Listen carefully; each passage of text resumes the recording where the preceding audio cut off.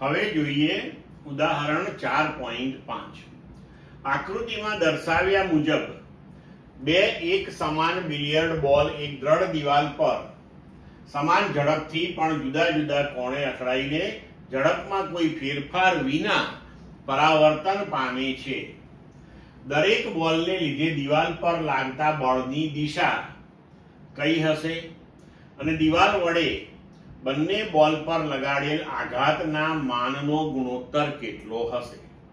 હવે આપણને આકૃતિમાં દર્શાવ્યું છે કે એક કિસ્સામાં બોલ x અક્ષ ઉપર ગતિ કરે છે, દિવાલ સાથે અથડાય છે ને અથડાઈને પાછો x દિશામાં જ ગતિ કરે છે. જ્યારે બીજા કિસ્સાની અંદર બોલ એ ઋણ x અક્ષ સાથે 30 ડિગ્રીના ખૂણે દિવાલ સાથે અથડાઈ અને ઋણ x સાથે 30 ડિગ્રીનો ખૂણો બનાવતી દિશામાં જ પરાવર્તન પામે છે, અથડાઈને પાછો ફેંકાય છે. બરોબર? તો બંને કિસ્સામાં પહેલા આપણે આઘાત ગણીએ તેમજ બોલને લીધે દિવાલ પર લાગતું બળ ગણી લઈએ. બરોબર? પછી આપણે ગુણોત્તર જોઈશું. તો હવે ધારો કે દરેક કિસ્સામાં બોલની ઝડપ જે છે એ u છે અને બોલનું દળ m છે. બરોબર? અને આપણને કહેલું છે કે સંઘાત પછી ઝડપ બદલાતી નથી, એટલે કે સંઘાત પહેલાનું મૂલ્ય અને સંઘાત પછીનું વેગનું મૂલ્ય સમાન છે, એટલે આપણે એ બંને u જ લઈશું અહીંયા આગળ. બરોબર? હવે x અને y અક્ષ જે છે એ આપણે અહીં આકૃતિમાં દર્શાવ્યા મુજબ પસંદ કરી લઈએ. હવે બળનો આઘાત એટલે આપણે જાણીએ છીએ કે વેગમાનનો ફેરફાર. વેગમાન એટલે દળ ગુણ્યા વેગ. બરોબર? હવે આપણે પહેલા કિસ્સાની અંદર જોઈએ તો પ્રારંભિક વેગ ધન x દિશામાં છે અને સંઘાત પછીનો અંતિમ વેગ ઋણ x દિશામાં છે. તો હવે અહીંયા આપણે વેગમાનનો x ઘટક લઈએ તો પ્રારંભિક ઘટક ધન x દિશામાં m * u થશે. અંતિમ સંઘાત પછી ઋણ દિશામાં જાય છે તો x દિશામાં px અંતિમ બરાબર -mu થશે. સંઘાત પહેલા અને સંઘાત પછી બંને કિસ્સામાં ગતિ x અક્ષ ઉપર છે, એટલે y દિશામાં તમને વેગમાનનો કોઈ ઘટક મળશે નહીં. તો વેગમાનનો y ઘટક પ્રારંભિક અને અંતિમ બંને શૂન્ય થશે.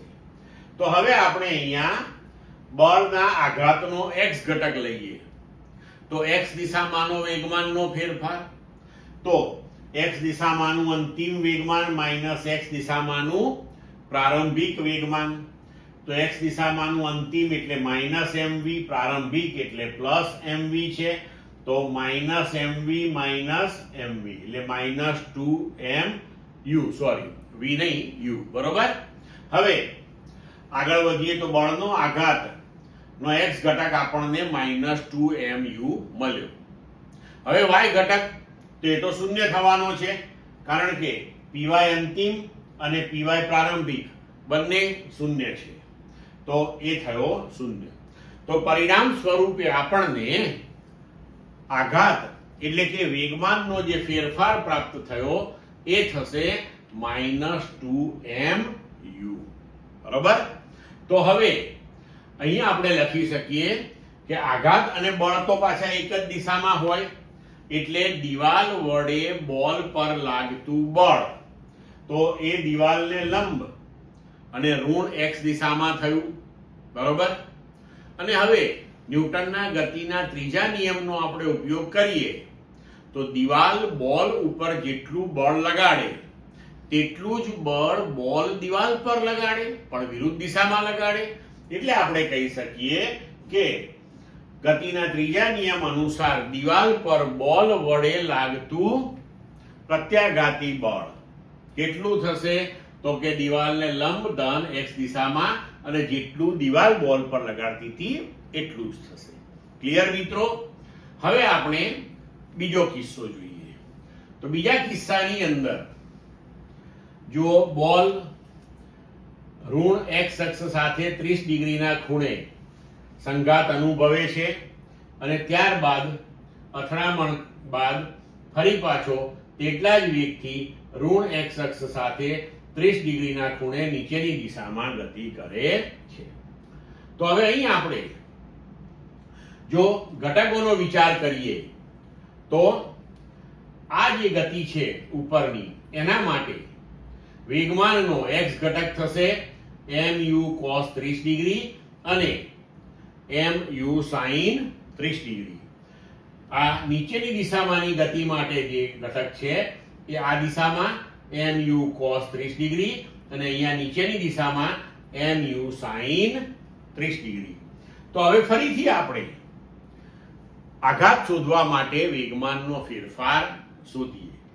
તો હવે વેગમાનનો x ઘટક તો px ઇનિશિયલ એટલે પ્રારંભિક, તો એ થયો mu cos 30 ડિગ્રી. હવે y દિશા x દિશામાંનો એનો અંતિમ ઘટક લઈએ તો એ તમે જુઓ કે આ દિશામાં ગયો તો mu cos 30 પણ એ ઋણ x દિશામાં છે એટલે આપણે લખ્યો -mu cos 30 ડિગ્રી.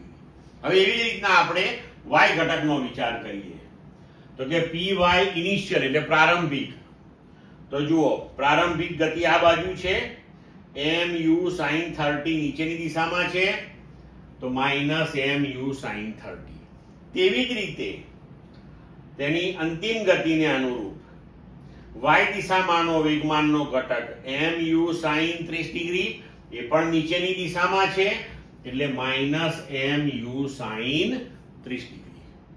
હવે બળના આઘાતનો x ઘટક તો px અંતિમ માઇનસ px પ્રારંભિક એટલે થશે -mu cos 30 degree -mu cos 30 degree બરાબર -2 times mu cos 30 ડિગ્રી. બરોબર. હવે આપણે બળના આઘાતનો y ઘટક લઈએ તો py અંતિમ માઇનસ py પ્રારંભિક. તો હવે અહીંયા શું થશે કે આ બંને સમાન છે, જુઓ તો બંનેનો તફાવત શૂન્ય થઈ જશે. તો y દિશામાં બળના આઘાતનો ઘટક શૂન્ય થશે. તો પરિણામ સ્વરૂપે આપણને બળનો આઘાત જે મળશે એ -2mu cos 30 ડિગ્રી મળશે. એટલે કે આઘાત અને બળ એક જ દિશામાં હોવાથી આપણે એમ કહી શકીએ કે દિવાલ વડે બોલ પર લાગતું બળ એ ઋણ x દિશામાં છે અને દિવાલને લંબ એટલે કે x અક્ષ ઉપર છે.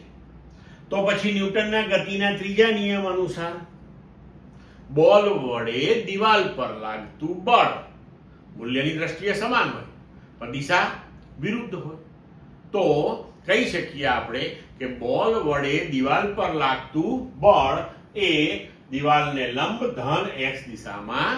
હવે બીજા પ્રશ્નમાં આપણને કહ્યું છે કે બંને કિસ્સામાં જે આઘાત લાગે છે તેનો આપણે ગુણોત્તર શોધવાનો છે. તો a અને b કિસ્સામાં બોલ પર લાગતા આઘાતના માનનો એટલે કે મૂલ્યનો ગુણોત્તર લઈએ આપણે તો એ થશે 2mu upon 2mu cos 30 એટલે 2mu કેન્સલ થશે એટલે એના બરાબર થશે 1 upon cos 30. cos 30 એટલે √3/2. તો હવે આનો જવાબ આપણને મળશે 2/√3 એટલે કે 1.2. ક્લિયર મિત્રો?